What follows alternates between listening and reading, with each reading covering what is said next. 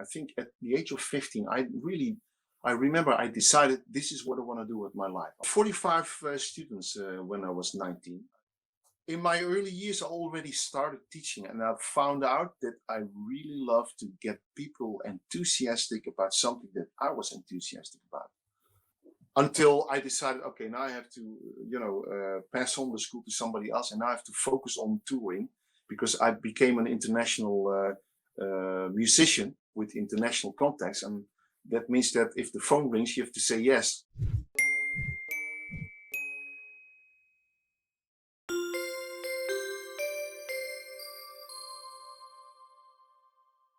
Welcome to Forento Talks, the show by creators for creators. I'm your host Jake from Forento, and in this series you'll get to meet amazing course creators, coaches and entrepreneurs, hear their stories and hopefully learn from their mistakes. If you're selling courses, ebooks, coaching programs or anything else content based on the internet, this is the place to be. Let's get into today's episode. Creators, prepare to be inspired as we are joined by Juan van Emmeloot, a well-accomplished and respected Dutch drummer, music producer and composer. With a career spanning over 4 decades, Juan's rhythmic mastery has left audiences craving more. Today, he's sharing his journey and revealing how he's using Forento to build his online courses, inspiring drummers worldwide. Juan started playing drums and percussion at the age of 10 at the local music school in his hometown of Waalwijk. Only a few years later, at 13, he joined his first band and stayed doing live performances locally while studying at music school until the age of 17. He later moved on to the Rotterdam Conservatory, where he was recognised as a talented young drummer by several established artists, tutors and bands. We have Juan van Emmeloot on drums. In addition to touring the country at 19, Juan also started his private drumming school and wrote a complete study guide for young aspiring drummers.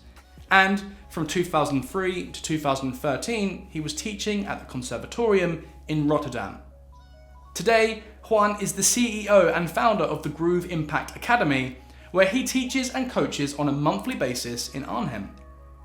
He's also the creator of 3 online courses, one 92-page hardback book, and his own learning platform. In today's episode, we're going to talk about how an accident stopped him from touring and performing, and how that led him to do online courses. What his plans are for the coming years, what inspires him, and why he chose to begin building his online course platform with Forento. So without further ado, let's get into it. So, good day, Juan. How are you? Hey Jake, how are you doing? I'm doing fine. I'm doing really good, and I hope you're doing well as well. Yeah, I'm very well, thank you. So, Good. Thanks for coming in. So, my first question is one I could ask to absolutely anyone. Do you have a specific morning routine? Wow. Yeah, I do actually. If you want to hear about it, I'll tell you. It's quite interesting. I wake up, of course. Yeah. And the first thing I do, I go down to feed the cats. We've got 2 cats. That's the most important thing for me. I start with that, and then I boil some water for the tea. I fix the breakfast for me and my wife. My wife always comes down later. But then after breakfast, I always sort of go up to my studio over here, and I start the day with actually watching and viewing email messages and see what is important for that day. Once that is done, so first of all, I do the things that I have to do, and then I do the things that I want to do. And then we come with the part where I can be totally creative about, editing video films that I made, or creating some new music, or even videoing a little lesson for my online business, so to speak. So that's actually a daily routine like that. Yeah. So wake up, take care of the essentials, then the things you've got to do, then things you want to do. Exactly. So I've got to ask, is this interview something you have to do or something you want to do? I was just looking forward to this interview. I just organized it like everybody that wanted to come by for a coffee or no, I'm busy till 5 o'clock because This is something that I really like to do. Talking to people like you guys, and it's not socializing. It's got to do with my passion for the things that I'm doing at the moment. Yeah. Mm, mm. Okay, that's awesome. And just another quick question. This one's from me. How much of your day, if you had to split it between a ratio, is what you have to do and what you want to do? Like, is it Uh, 50-50, 30-60? What's your ratio like? and I said, well, that really depends on what you see as work. And Yeah. this is where my trouble comes in, so to speak. I'm always busy with something that I like to do. And when I do something that I like to do, for me, it doesn't feel like work, right? Mm. So your question, to give an answer to that, is quite difficult because I think basically most of the time I am doing the stuff that I really like to do. So it's not even 50-50. I think it's more like being a bad husband, 20-80, something like that. Well, it's like Plato says: if you give a man a job he loves, he'll never work a day again in his life. So that sounds a bit like it Oh might yeah, fit yeah. for you. I shall remember that. Never heard that one. That's a good one. So you mentioned that you work a lot, but you love what you do, and Right. everyone knows you for your drumming. So who or what inspired you to pick up drumming, and when did you start? I started when I was 10 years old. Right. I actually didn't want to play the drums. You uh, didn't. no. When I was a young kid, my parents had lots of records, and one of the records that really draw my attention was the album of Booker T and the MGs. And Booker T is an Ah, organ player, like soul funk kind of music, and I really loved the sound of that organ. That combined with, we were churchgoers, so every Sunday I would be at church, and that was the organ. That was the similar sound. So ah, basically, the sound of the organ connected to the record made me want to play the organ, basically. So I do remember that on my wall in my bedroom, I was drawing with a marker the keys of a keyboard. So I was always touching the wall.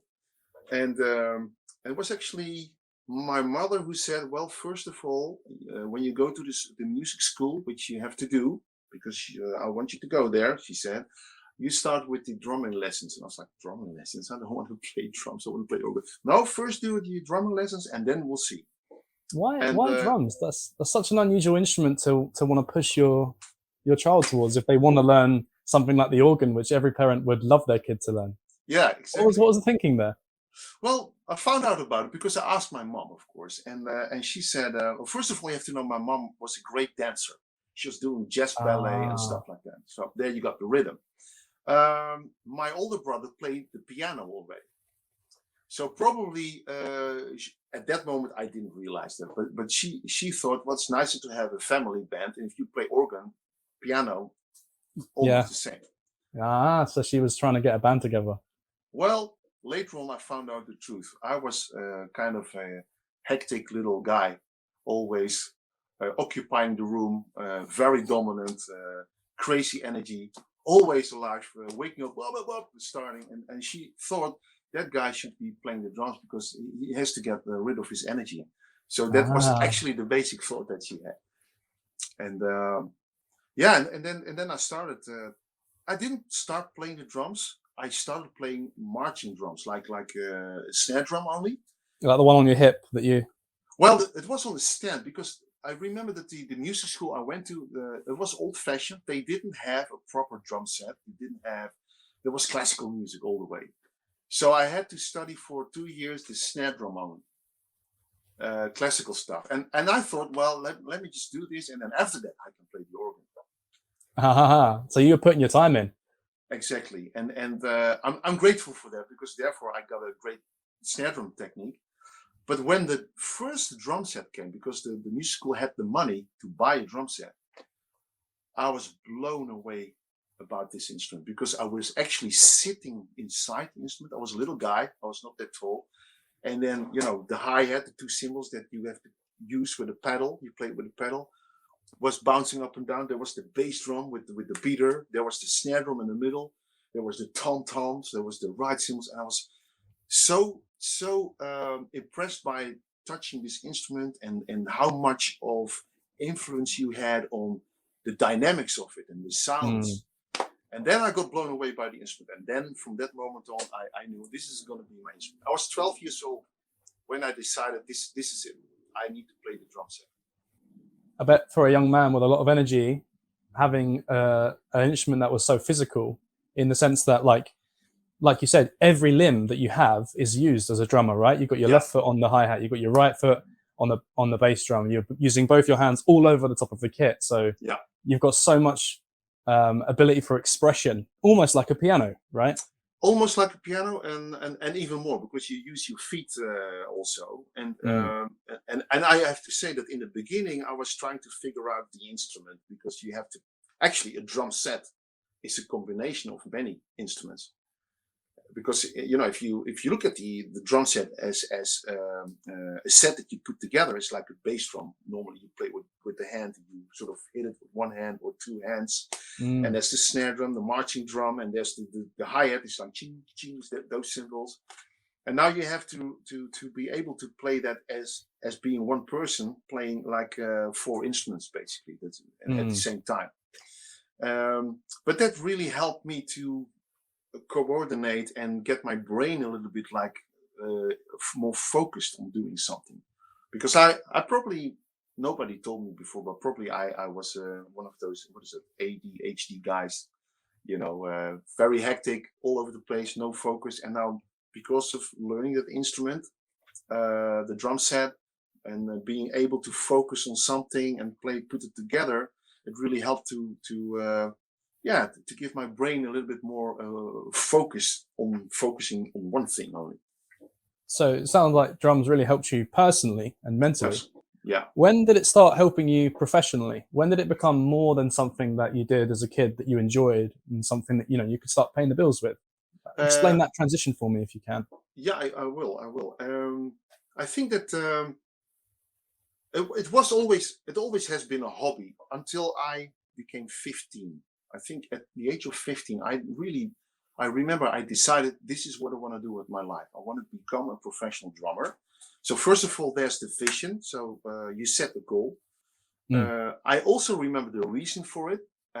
As a young guy, I was always very shy with girls, but all my friends were hunting girls and everybody had a girlfriend. And I was like, I don't have a girlfriend. And one day at the swimming pool in summer holidays, everybody had a girlfriend except me, right? And they were sitting on their towels and doing romantic things. I was like, oh, fuck it. So I went to the swimming pool and I stood there at the side, being a lonely guy. But I looked up in the sky, the blue sky, and there was this aeroplane, like the white stripe. And I saw the plane. I was like, this is what I'm going to do. I'm going to be in that aeroplane. And in the storage room, there's the flight case with my drum set. And I'm going to travel the whole world. I play drums with everybody. So this is where my sort of vision started. I was a happy guy at that moment. I decided to do it. Of course, I played in some bands. I have to say the bands that I played with were never bands with people from my age. Always older guys. Yeah, I had a similar experience myself as a young musician as well. Yeah. And it's interesting, because when you play with older guys, they have different theories about how they see life. They talk about different things, where I was like interested in like baseball games. They were talking about life. They were talking about politics. They were talking about anything, and they came with music that I never heard of, where I was listening to Santana, they came with Frank Zappa and stuff like that. So right. I was playing in a band, and one of these bands, I do remember the singer Anton van der Meij, 24 years of age. He had already a record deal. And he said, "Hey, I need you to play drums on the single of mine, a new single I want to record." I was like, "Okay," and we went into the studio. I was 16, and there I found out, okay, and then they gave me some money for it, and this is my start, where I start sort of doing some recording sessions and got some money, and followed by live gigs, and then earning some money, and there it started growing. So I think from my age of 16, and it went really fast, because I was sort of really working hard to become the best drummer of the world. In your brain you have that. So I wanted to be on that plane, remember? So and therefore you have to be the best drummer of the world. So And I think at the age of 17, when I started studying at the Rotterdam Conservatorium, at the same time, I did audition for a band that already did tours and stuff like that. And I was the guy who jumped aboard. And these guys were like 42, and they toured through whole Holland, and I jumped in that band. And this is how my career started, basically. Okay, so you've explained your transition from, young amateur musician to someone who's working with other musicians, getting paid. We could talk about that all day, and I'd love to. Yeah. Especially how I started. It was very different. Okay. But I wanted to ask you, how did you transition from being like a working musician who had ambitions to be the best drummer into what you're known for now, which is being a music educator? Like, what switched for you? Well, actually, it's a funny story to share with you, because I started teaching when I was 19 years old. Wow, that's really young. That's very young, and I do understand that's young. And I wouldn't advise anybody to do this, but the reason why I did it was, like, I studied for 2 years at the Rotterdam Conservatorium. And then I decided to quit because I didn't feel comfortable at that school, but I still wanted to learn. And when I dropped out of the conservatorium, I needed to earn some money, and I played in the band, but it was not enough to cover the costs that you have on a daily basis. And then I found out, the best way to do something is to maybe pick up the initiative and start teaching.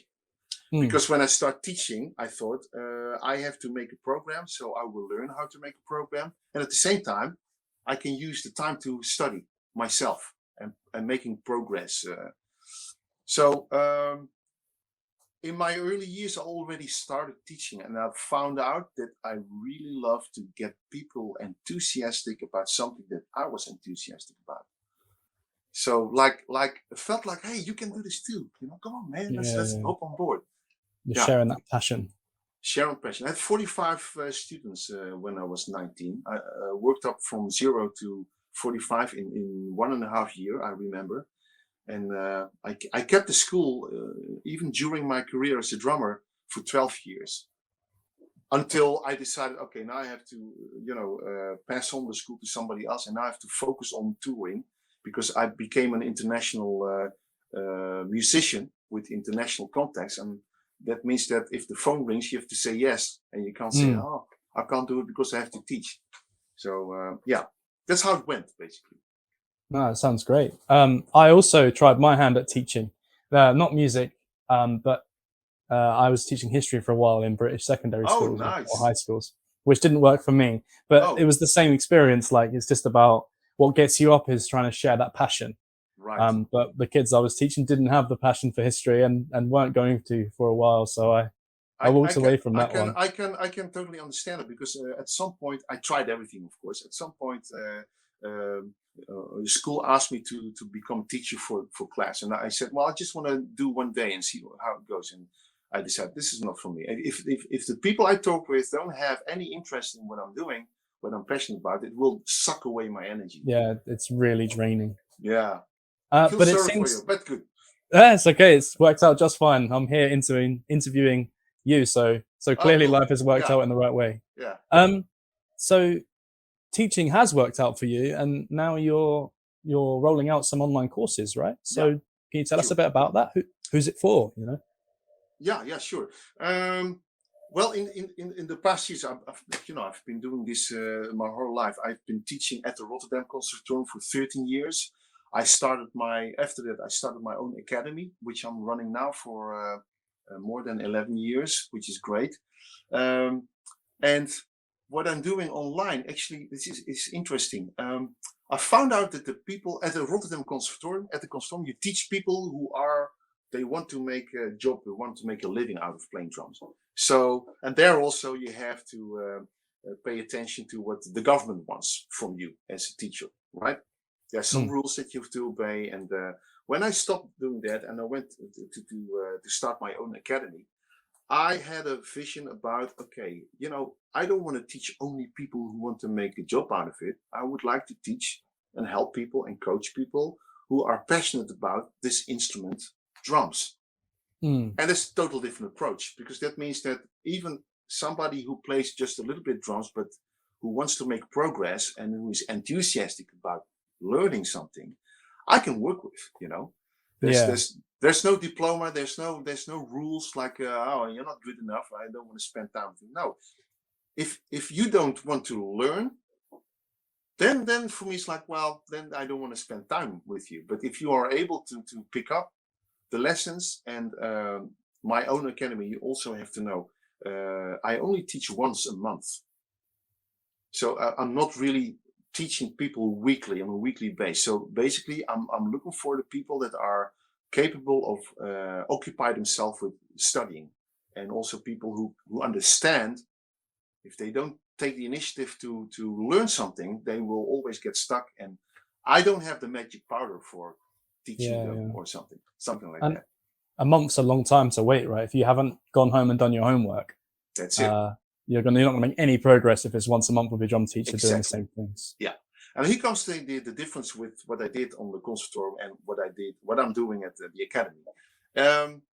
People at my academy can decide if they want to work with notation, reading, or if they can't read, or they just don't want to read, that's fine. They can listen. I record everything in audio, but also I have a camera on top of the drum set, like this image here. You can see that. So you can see everything. Yeah. So I can sort of do an example and then send it by WeTransfer, and then they have their example.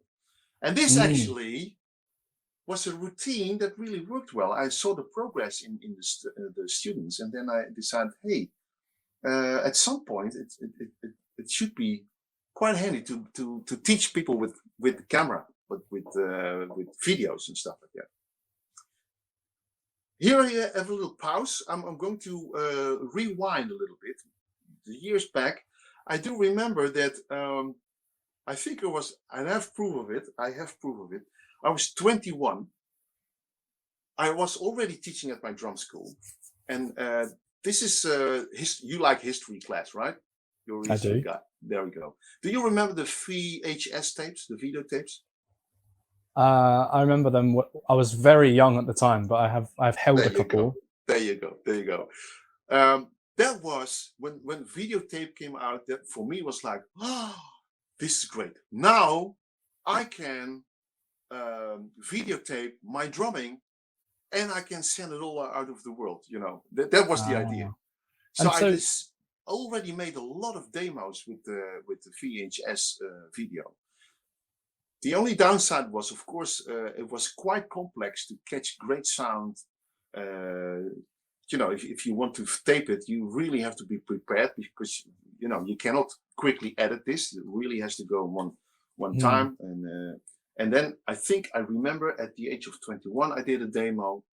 I think at the age of 25, and then when I was 30, I decided to do the video lessons, and then I made a DVD, because the DVD was perfect. So the videos never came out because it was not good enough. The DVD came out, and this was the basic of my program, Drumming Secrets Revealed. This is where it started. There were quite a lot at the time. I remember that being a bit of a revolution, and obviously I wasn't around for it. It was a bit before me. But you hear a lot of old time musicians talking about how everything changed once it moved to DVD. But there's another change happening now with all kinds of online learning, right? As we move to online courses. So I wanted to ask you, how did you first hear about Forento? And when as well? When not so long ago. Maybe I'm not exact about it, but I think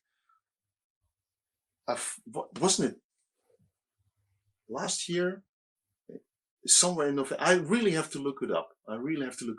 It started because I got a connection with Adrian, who connected me. Was it Adrian? One of the guys of Forento, through LinkedIn. Ah, okay. Yeah, because I was promoting my course, like what I told you about the DVD, Drumming Secrets Revealed. It was out on DVD. The footage was getting old. I had to record new footage. The COVID Corona time came, and you couldn't play. I decided in 2000. Was it 2020? 20, yeah. Yeah. I decided to, in my home studio, to do everything all over again from that old DVD, but better.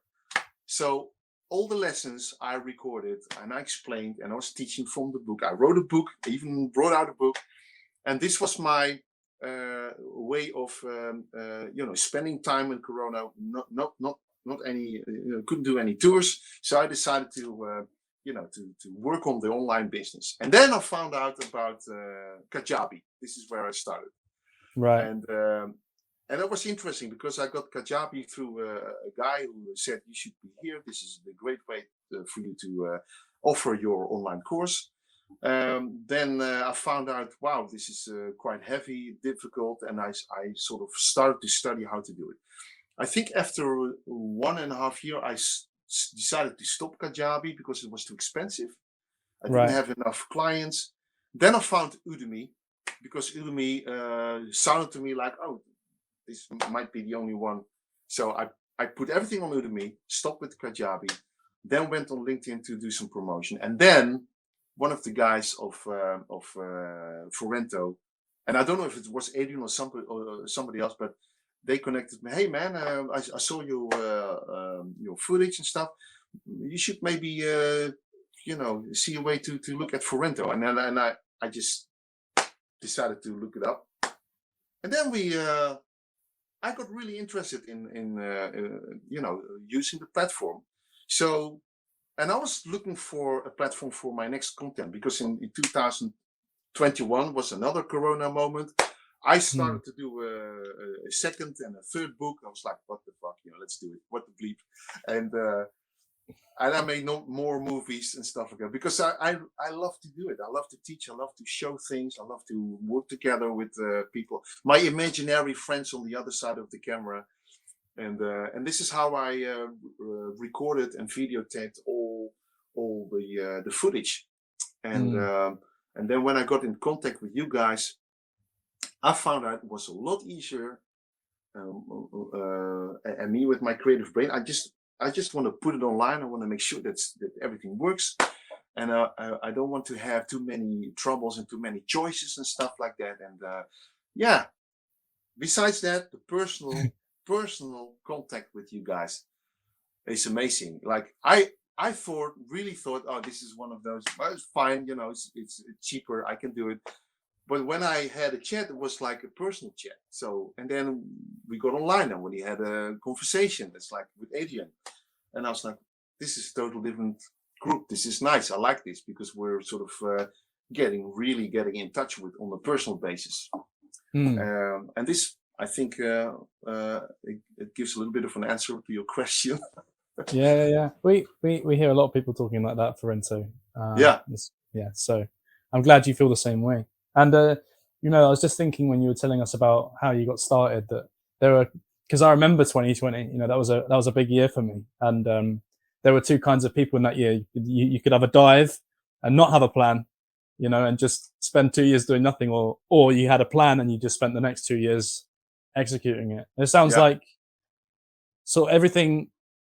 I mean, I had a very similar experience, but it sounds like for you, everything sort of came together at the right time. You got that little bit of a break to put all your courses and knowledge together, and then you met up with the right people who could share that and help you share it. So it sounds like you're definitely in the thrive category and not in the dive category for 2020. Yeah, and I'm lucky. I also feel lucky that I was in a position also that I lived in a huge house, which I turned out in a big studio. It was I lived there for 9 years, and there I totally remember that it's now or never. If I don't do it now, it will never happen. And after I filmed everything, I had to move to a different place. So I'm just so glad and grateful that I did it and that I took the initiative from, like you said, on the right moment. I bet there are a load of young learner drummers and perhaps older learner drummers who are really grateful that you took the time as well. Well, it's funny because to give an answer to your question about for who did you make it, I think it's not a course for beginners. Absolutely not. And the reason why I say that there's so many courses for beginners, I already found it out, and for me it's like that's great. But if you have like a course for beginners, you need to teach people. You need to be there because things can go wrong if they only watch the video. But if people already know how to play the drum set, at least sit behind it, can play a groove, can play a fill, then they understand the principles of how to study, right? How to study drums. And then all my material gives them extra dimension. So, for example, my first course, which is on Udemy, goes more into technical details, basic principles, how to study and how to make progress. But my 2 courses on Forento, these are the fun factor courses, because that's all about music. If you play the drums, I'm going to play drums, but I'm going to let you play drums, but there's this piece of music. How are we going to approach this? How would I play it? How would you play it? And there's some examinations that I came up with, and people can film themselves and they can send it to me, so I can give them feedback and all that stuff. So those online courses definitely sound like they'd be really helpful. If anyone wants to go a step further and get in contact with you, how could they do that? Well, first of all, if they want to get in touch with the courses, of course, they should go to drummingsecretsrevealed.com, and they will get to my website, and you can find all the information there. But you can also send me an email. There's a contact form on the website, but you can send me an email, drummingsecretsrevealed@gmail.com. That's my drummingsecretsrevealed@gmail.com website email address. And the YouTube channel, I do have a YouTube channel, but there's a lot of other things to be seen there also. You just go to my YouTube channel, which is Juan van Emmeloot at YouTube channel, I guess, something like that. Plenty of opportunities for contact there. Yeah, absolutely. Having spoken to Juan, I've never felt more inspired to take up drumming or create my own online course.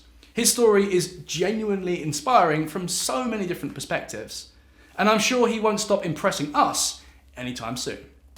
If you feel inspired and want to create your own online course, I suggest you hop on over to Forento.io and grab a copy of our free course, Forento Academy, on how to create your first online course. That being said, as always, don't forget to like, comment, and subscribe for more, and see you in the next episode. Thanks.